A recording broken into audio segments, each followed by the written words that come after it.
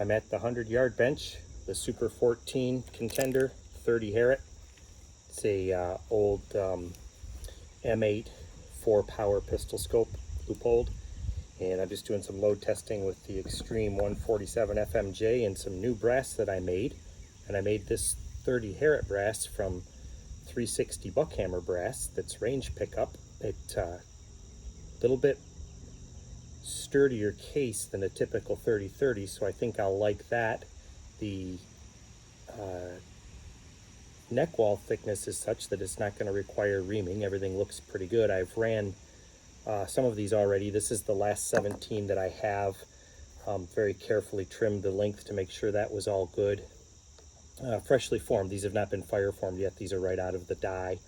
So I've been fooling around with some different powders, and this is CFE BLK 20 grains, which is a standard charge that I use in some of my 300 Whisper loads. So if I can run the same thing, I'd be pretty happy. If I can get somewhere just shy of 1,800 feet per second consistently in the 30 Herrett, I'd be happy.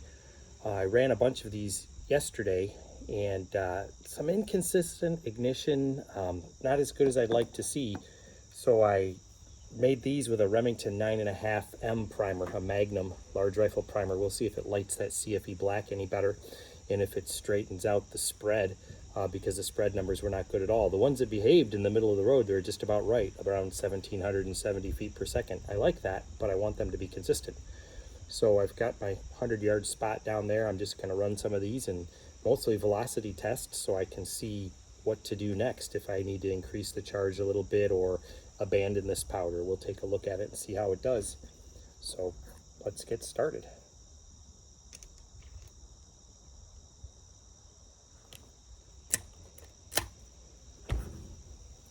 Got the Garmin set up. This will impact high at 100 yards. It is zeroed for around 1,800 feet per second at 150 meters. So it will be a little high.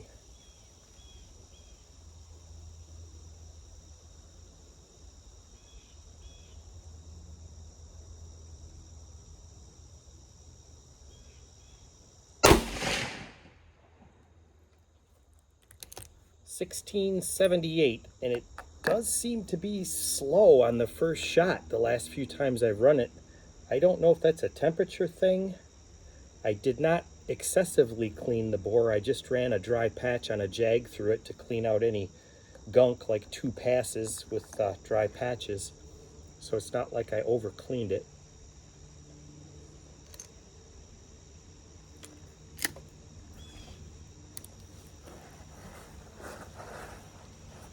Spherical powders, you gotta love them.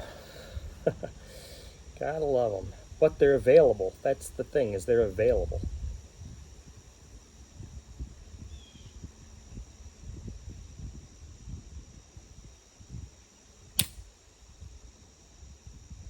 Okay, might have a little bit too tight of a headspace reference on that cartridge. It's a light primer strike. Contenders will do that if they're just a little bit too tight. So we'll slam her again.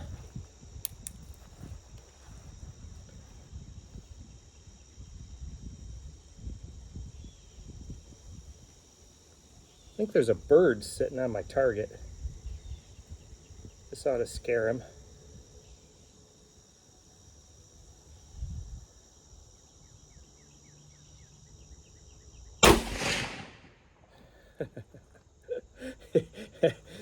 That kind of launched him a little bit there. 1750, so the velocity did come up on that second shot, which is odd. It must just be a temperature of the barrel thing. I can't make anything else of it.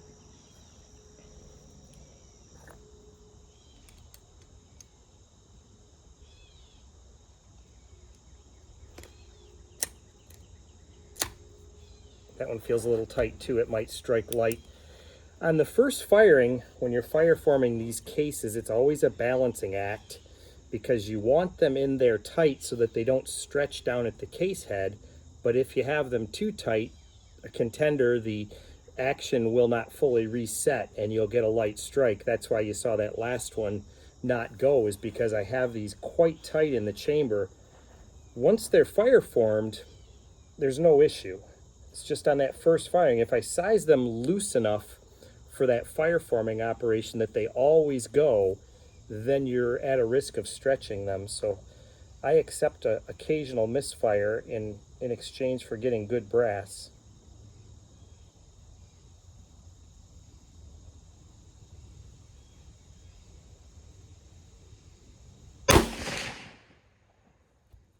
Oh, that's a slow one, 1580.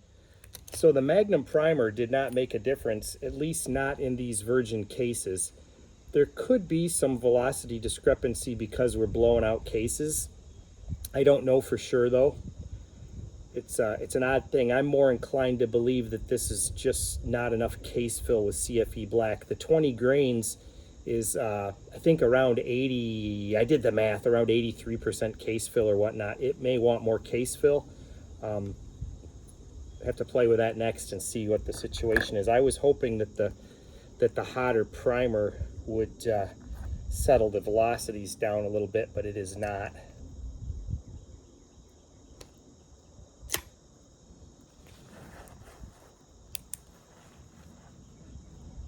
This will be the fourth shot.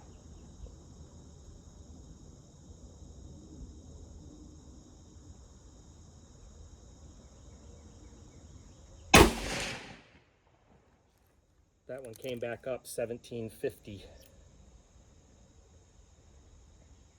I did have, when I was shooting CFE black a couple days ago in a different set of cases, I had a few really low ones down around 1400, and I'm like, man, is that a case volume thing? Where those cases, less capacity, or excuse me, more capacity, so that the velocities were down. But I think it's just the goofiness of CFE black when there's less than a quite large load density.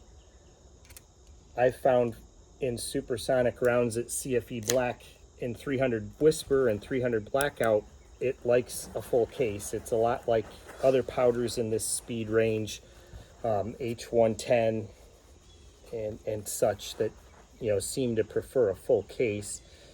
Otherwise you get bizarre behavior, and this is exactly what I've traditionally witnessed in CFE black is bizarre behavior when the charge weight is not ideal.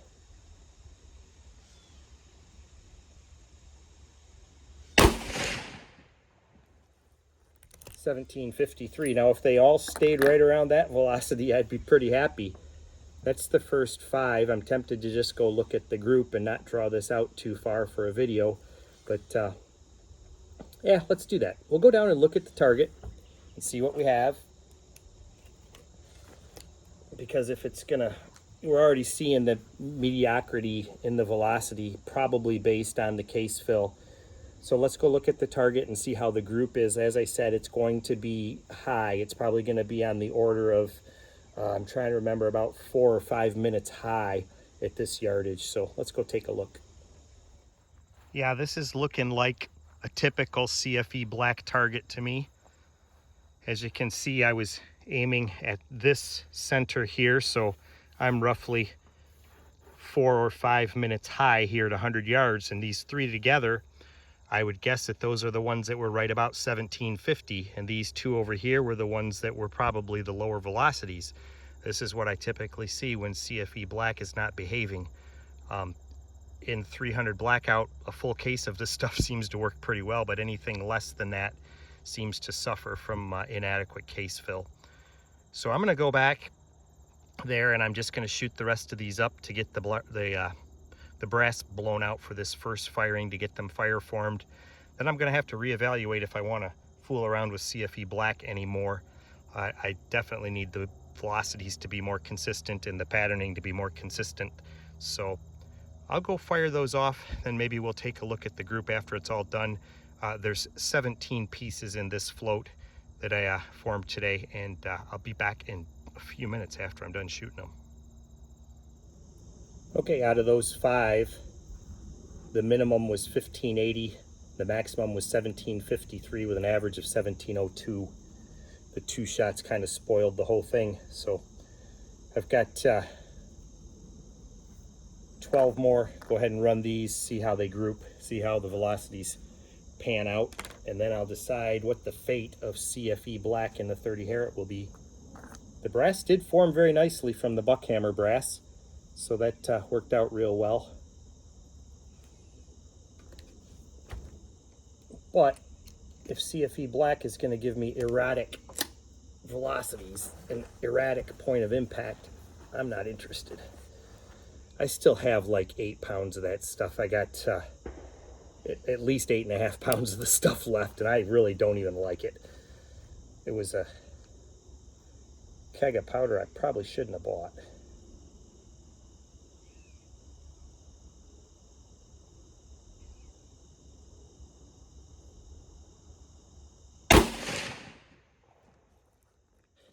See there, erratic again, 18-17. So I did yesterday fool around making sure to tip the muzzle up to put the powder to the back, but I would guess with a Magnum primer, it's probably not an ignition problem, it's a pressure build problem. You know, it certainly could also have to do with the fire forming of the brass, a little bit of inconsistency shot to shot, but in brass that I've run 4 or 5 times through this chamber, it had the same behaviors. So I don't know. I don't know what to make of it. It's probably just not the right thing unless I can get the charge weight up a little bit without getting into pressure. That would probably be the next thing to play with, stepping up a little bit above 20 grains.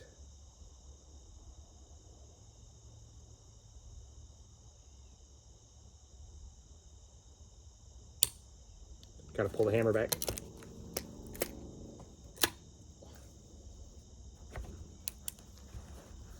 Talking too much and shooting too little. Seems to happen. You guys are supposed to tell me when I'm starting the trigger squeeze and the hammer isn't back.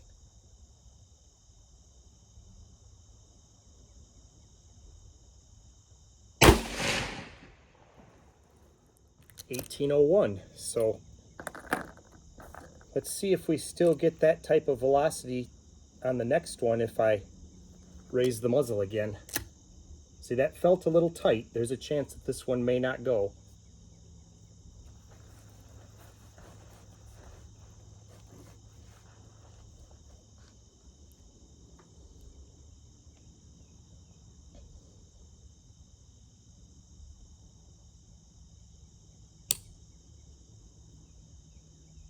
Definitely doesn't go if you don't pull the hammer. Thinking about too many things at once.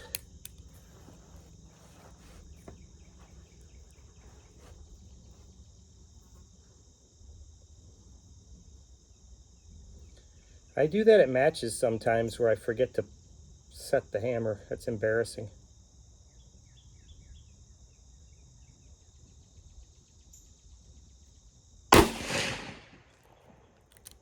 $18.08. I definitely can't raise the muzzle when I'm shooting at a silhouette match. There'd be some people get pretty excited about that. We need to use good muzzle discipline when you're on the line.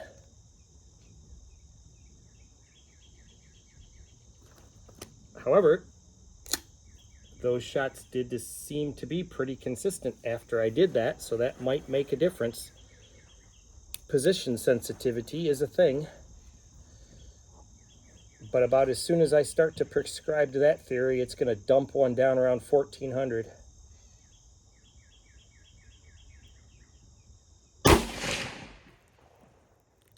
$18.15, so it is staying consistent when I do that.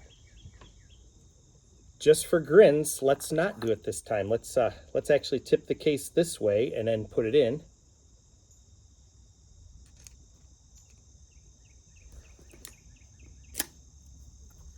Let's see what we get. It'll be an interesting test.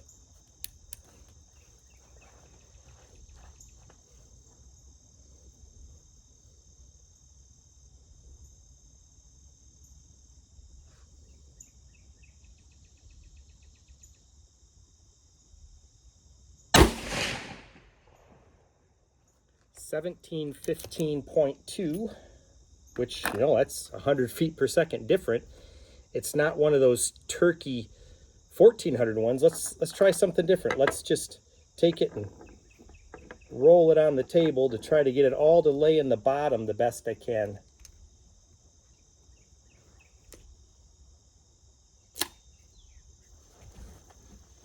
See what that does.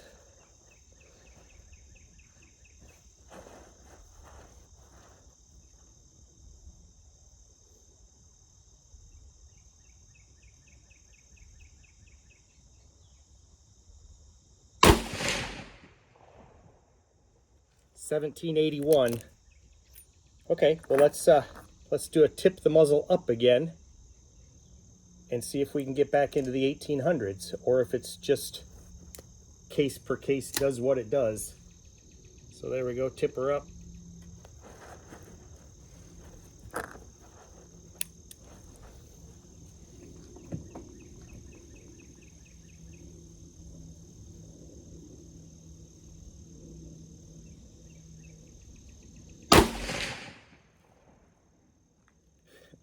$15.10.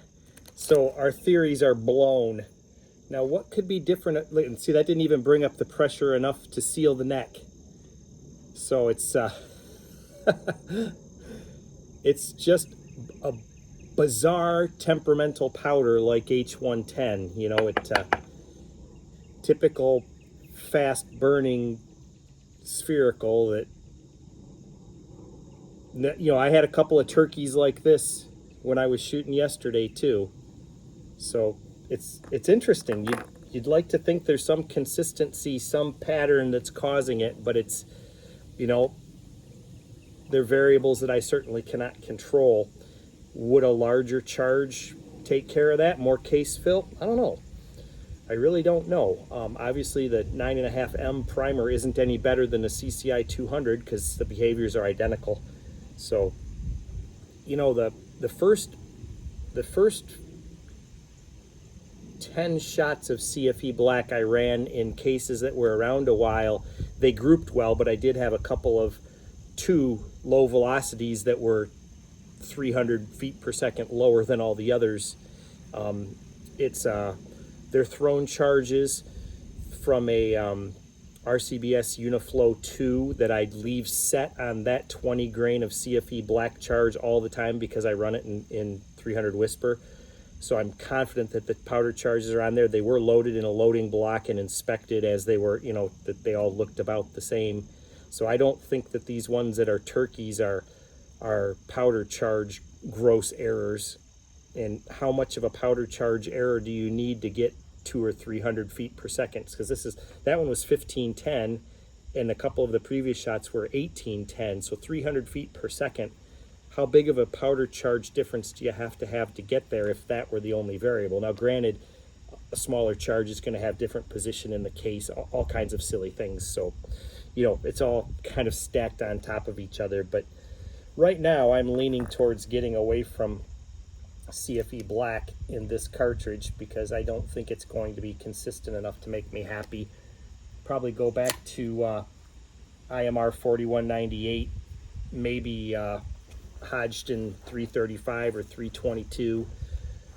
I used to shoot 4227. I don't particularly care for it. It works, but the groups are not that good. Actually, of the things I've been testing recently, believe it or not, 748 shoots the best groups, which is something that an old book said, and I didn't believe it, so I tried it, and indeed it was true.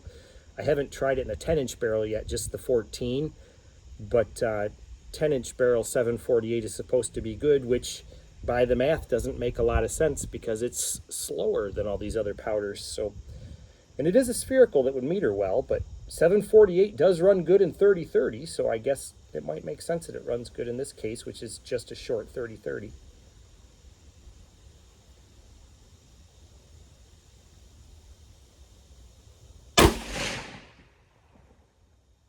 So I pointed the muzzle up on that one and got $17.99. Even though just a minute ago we pointed the muzzle up and got 15 something or other, 15.10.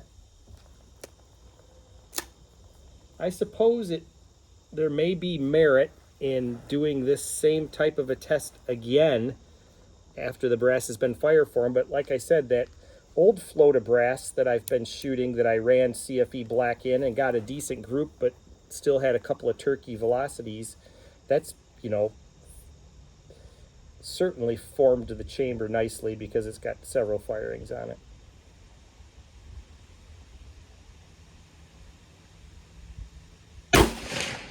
You know, the other thing you can chase is you can chase neck tension. These were all just formed. They should have pretty consistent neck tension. They were tumbled after they were formed, so it's not a lube in the neck issue and no pressure. Could put a crimp on them. I could seat the bullet a little deeper and run a crimp. That would be another thing to look at to make sure the start pressure is equal. I randomly did check the case, you know, the neck thicknesses, and they're all right around 12 thousandths. You know, it's not like there's a huge variation. So I think I'm going to blame the powder. That's back down to 1696. But we won't know until we do a little more experimenting.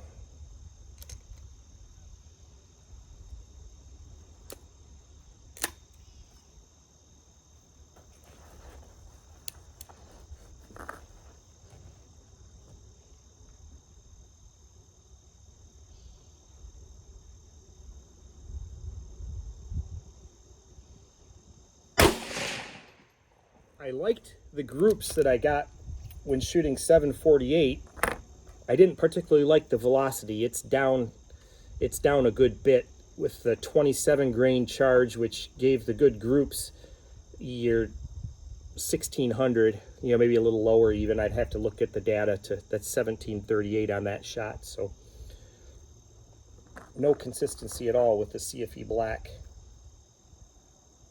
which, you know, I shoot in big bore unlimited any sight where this Contender shoots in IHMSA Silhouette.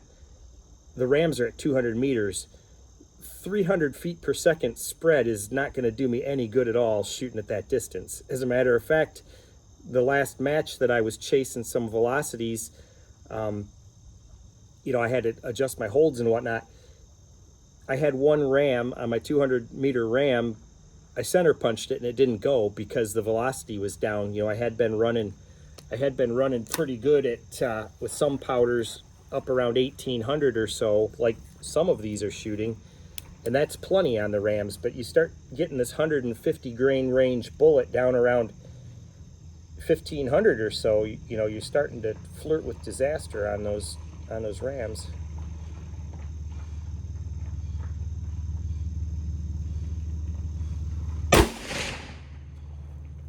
Got another person coming up to the range. We may be cutting our video short.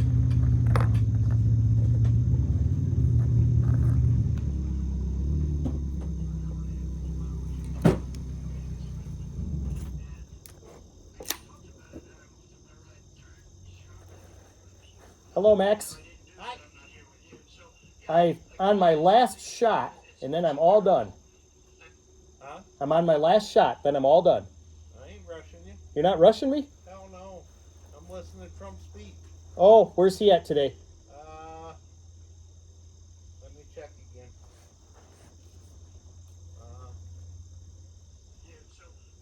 A guy has something to do with it. Oh, I don't know. Damn it. I just lost it. He's somewhere. Got talking and I didn't pull the hammer back. Oh, yeah, you gotta do that.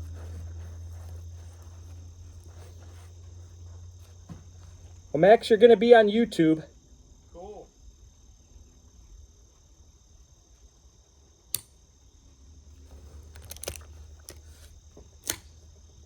Of course, I'm never going to get this last shot off if I don't remember to pull the hammer back.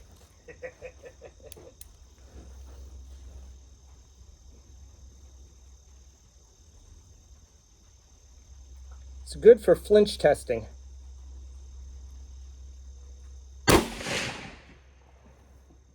$1738.2. Okay, well, we'll go down and check the group and see how well we did with those crazy velocities. All right, it's the traditional walking down the range to look at the target video. Spitting a little bit, not bad, but a little bit of spitting rain. But Yeah, that 300 foot per second spread, that's gonna be a no-go. It was worth a try, but I wasn't holding my breath about the CFE black. I would like to have it work because it does meter extremely well, and I do have it, and it is available, unlike a lot of powders. Right now, one of the things that I'm trying to avoid is to avoid working up loads with components that you can't buy. I mean, it's, you know, there's no sense in being a silhouette shooter and loading ammo that you can't replicate. You know, it doesn't matter how good it works if I can't buy it. That's a problem. So I've settled on this extreme I think it's 147 grain full metal jacket bullet. It shoots quite well, and I've used it in a couple of other things too. But you know, I can buy them, and I can buy them 500 at a time for inexpensive. You know, and you know, obviously I'm making the brass and everything, so that's fine. But so yeah, we got a little bit of a shotgun pattern going on there. You know, this is 17 shots at 100 yards. It's capable of way better than that. That's that inconsistency in the powder burn. You know, probably ones that are kind of shooting about the same probably land about the same, but we're gonna have to work on something a little bit different to get some more consistency. So before it starts raining too hard, I'm gonna get things taken down here and put away and head towards home and prep brass. I have a silhouette shoot this weekend. I don't know what I'm gonna run in the 30 Herrett. Maybe I won't shoot the 30 Herrett. Maybe I'll just shoot 357 max and 730 waters. So thanks everybody for watching.